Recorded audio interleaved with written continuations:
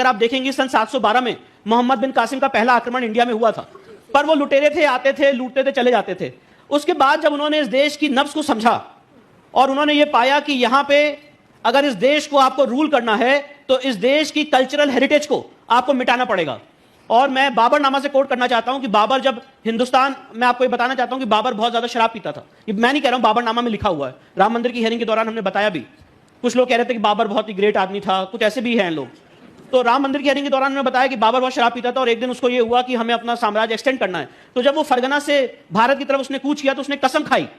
कि आज जिस तरह, ये मैं एग्जैक्ट वर्ड यूज कर रहा हूं बाबरनामा के, कि आज जिस तरह मैं ये शराब के प्याले तोड़ रहा हूं, कसम खाता हूं कि इसी तरह से मूर्ति पूजकों की मूर्तियां मैं तोड़ूंगा। उस कसम के साथ वो आया और उनको एक नफरत थी मूर्ति पूजकों के खिलाफ। जो साई दीपक ने बात कही कि आप फॉल्ट लाइन को पहचानिए,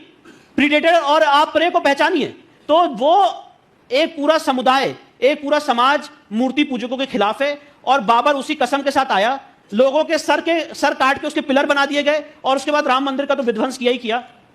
तो जब हमने इतिहास का अध्ययन किया तो हमने ये पाया कि अगर आपको हिंदू समाज को जागरूक करना है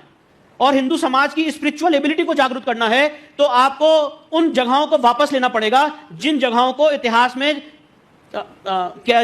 तितर बितर किया गया है, और वो जगह जो हमारी स्पिरिचुअल इंपॉर्टेंस की जगह है।